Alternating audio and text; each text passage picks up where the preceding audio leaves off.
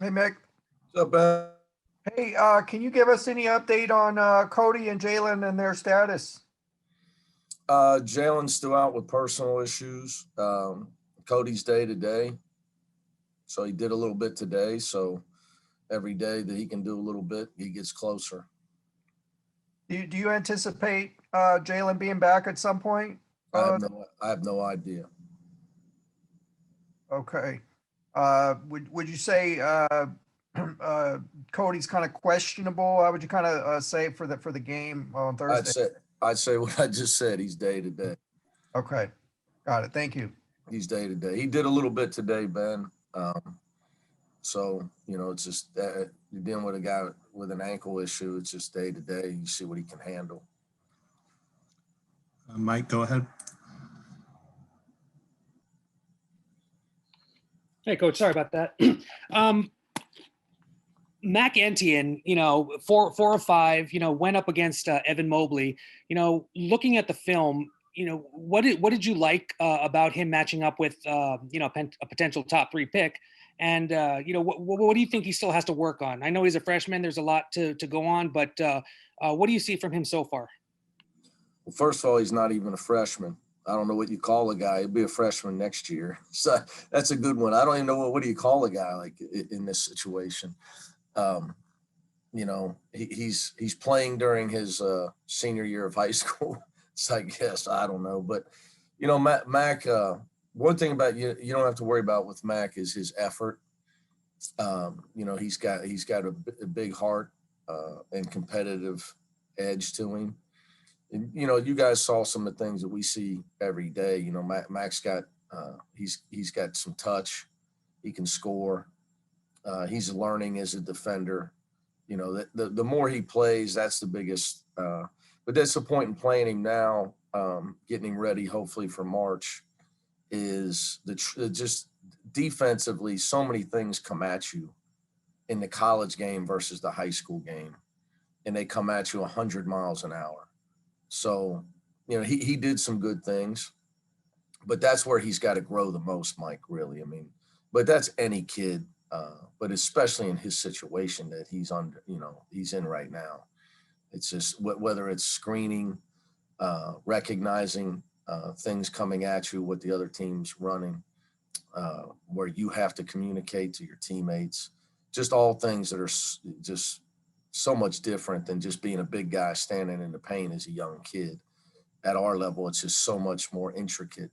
So I don't expect him to be great at it. He's going to have to make up for his lack of experience with raw talent and his effort, which his effort and his competitive fire can hopefully make up for his lack of game experience at times. Tracy? Hey, Mick. Tracy? Will Jalen make the road trip? Jalen who? Hill? There's 2 of them. Hill. No, Jalen Hill's out for personal reasons, guys. Okay. I know, and that's all I can tell you. Okay, gotcha. I don't know anything else. Right. What have you seen on tape from Washington State since you've played them last? How have they changed, and what do you do about Mr. Bonton? Oh, wow.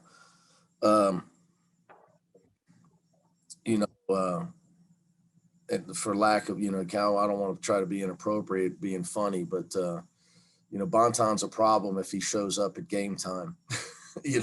Hide his shoes in the locker room. Hope he's only got 1 pair there. He is a guy that he can, of guys that I've coached against. I mean, the guy made a left-handed bank shot to put Oregon away, a left-handed bank shot. I mean, most people don't even shoot that shot. He makes shots with his left hand. He makes shots off 1 foot. He makes shots off on the run. He got a 4-pointer in the first half against Oregon. So I think what you have to try to not let their other guys beat you. Because there's times where he gets a run, Trace, in a game where he's unguardable at times. What you can't do is let their other guys beat you. But there's shots that he makes, there's, what I call Mr. Miyagi's, no can defense. I read something where I can't remember where I saw it, that he makes more bad shots, someone chronicled, than he makes good shots. Is it just ball denial? I mean, or you're just saying take away everyone else? Well, the other guys you got a better chance against the rest of them, right? I mean, first of all, you can't stop him from taking a left-hand running bank shot, right?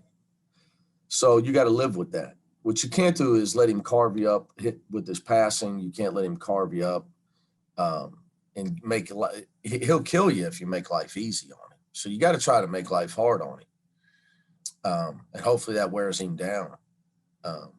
And you can't make 1,000 circus shots on you. He's going to make a few. You just got to live with that. The other guys you got a little bit better chance against, right? But yeah, he don't make all bad shots. He'll kill you if you give him open shots and easy pull-ups. He's used to being guarded where he has to take those other shots. But you're right. I mean, he makes a lot more of them. He makes shots other guys can't even get off. Now, forget that they wouldn't take them. They don't have the talent to get those shots off, and he can get them off. And if you watch them an hour before the game, he's out there practicing those shots, by the way. Sam, go ahead. Hey, Coach. Going back to Mack, he was saying when he was quarantining, especially over Christmas, the coaching staff would bring him meals and text him every day. How important is that to not only make sure he's in the know in the game plan and practice, but also off the court, getting into the team atmosphere and all that, now considering he's such a young guy?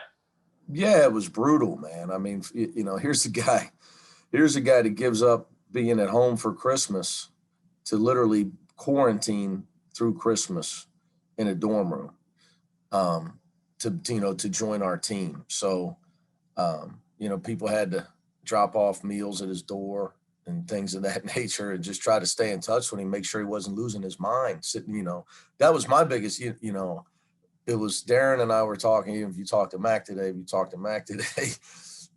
obviously Darren recruited him more, is dealing with it more than I am as the head coach, but it was like, is he okay? Is he okay? I'm texting him, you all right in there? They're sitting there on Christmas Day, and you're thinking, I mean, this guy's in his dorm room by himself. I mean, it's just crazy. So it wasn't easy.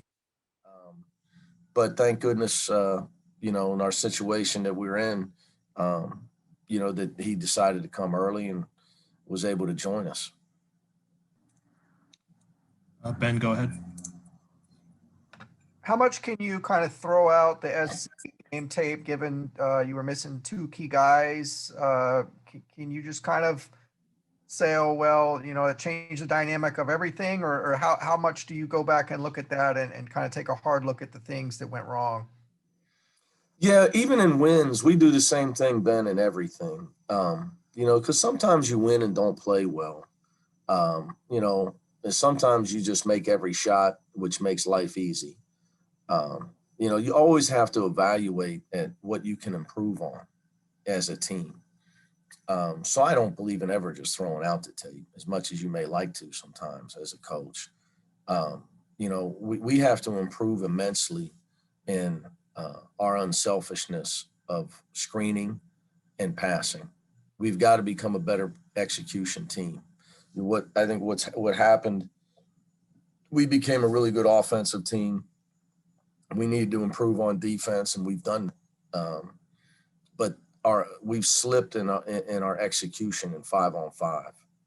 We've been way too much of a 1-2 pass team, trying to rely on one or two guys to bail us out. So we've got to do a better job with our offensive execution.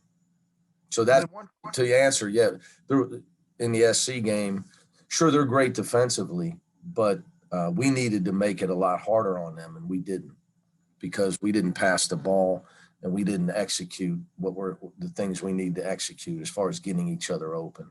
We did not do a great job of that. One quick follow-up on Mack, if I could. Was he hard? I know he played for that small prep school in New Hampshire. Was he hard to find, or was he kind of well-known nationally? How did you kind of find him? Oh, no, Mack's a high-rated guy. I think he was – I seen him at 32. I saw him at 48. But he played for the PSA Cardinals, and in our world, the Nike EYBL, whatever you want to call it, the circuit of AAU, the Nike EYBL is an elite circuit. The PSA Cardinals are always one of their best teams. Always. They've 50 to 100 guys in college basketball, especially at the high major level. So he's been in that program for a while. So yeah, if you're in that program, everybody knows who you are. Let's go to Mike and then Sam. Hey, Coach, I wanted to ask you about Johnny Juzang. Field goal percentage, not the greatest last few games. What are you seeing from him that you're giving him so much minutes? And also, is grabbing 13 rebounds and getting his first double-double, does that help? Yeah, I'm in. The only stat I really care about, Mike, is winning. Double-doubles are great. I think Johnny's improved as a rebounder. He's rotating and blocking out. He's got longer arms. He's quicker off his feet than Dave and Jake. That being said, field goal percentage is a concern, for all of us. So shot selection is something that we've worked on this week. And when you have bad execution, then somebody gets stuck taking a tough shot, which was the case for Johnny a lot in the SC game. So I'm not more into numbers, because if he can get off 21 great shots, he or anybody on our team that can, you get 21 wide open great shots off great team offense. We don't care if you take 21 shots that game. So I just think he got stuck bailing us out too much. And I think there's other times, there's give and take when you're trying to coach a scorer and you're trying to develop a guy as a scorer. You don't want to take his aggressiveness away. But there's also times where you got to realize, hey, we're down 5. The last thing we need right here is a hard shot. Like, we need a basket, we need a great shot, or we need 2 free throws. So another area, that I brought up, is trying to turn him into more of a scorer and a guy that can get himself to the foul line. But really, that's for everybody. We didn't do a great job of recognizing when we needed to get a great shot. So you can't get a great one if you just take the first one as a team that you can get off every time down the floor. So it's an area where Johnny's got to improve. We've shown a lot of film this week, but his teammates as well. Sam? Hey, Coach. So is Anderson this past weekend against USC, but the Washington schools, you had Bonton and Green kind of score a lot of points on you last time. How do you prepare for the high scoring guard play that you're probably going to be facing this weekend? Yeah, I think that's going to be something I'm going to deal with for a long time. I think that we dealt with it last year. I think that's just life in the Pac-12. There's always going to be guards on the other team that can put up numbers. I don't think that's now obviously Ethan Anderson had a career high. So that's, that didn't help us. You take your hat off to him. He made some shots on us. So a little bit different with Bonton, right? We all know what he's capable of. Quade Green's, super talented guy that signed to Kentucky out of high school in the early period. So he was, and speaking of that, he was a PSA Cardinal and from Mack's program. So you just do the best you can against guys like that, from a defensive standpoint. But I don't think we've been dealing with that since I got here, man. I really think that's a staple of the Pac-12. There's always been great guard play in this league, and I don't think that'll change. The answer is always this: look, you got to make it hard on them.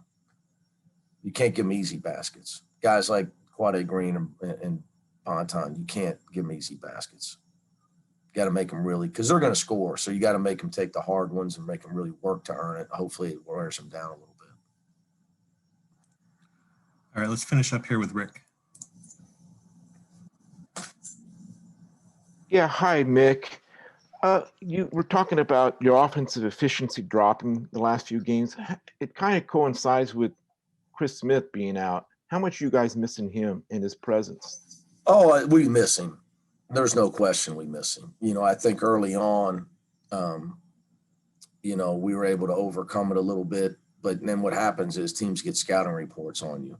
You know, the thing you miss most about Chris is his ability to get a high percentage shot off the dribble close to the rim. You know, because he could score over you, right? He could bounce himself to an 8-10 footer and score it over you. And you know, we don't have that guy right now. And there's no doubt it's been something that's been taken away from our offense. So we have to screen better, pass better, and execute better to overcome it. Because you can't just, you know, if teams do a good job with Tiger in the pick and roll, then it's just then where do you go? You know, guys like Jake, Johnny, Dave, we need to have a lot of ball movement, player movement to free those guys up. They need you to free them up. So there's definitely no doubt, Rick, you're right.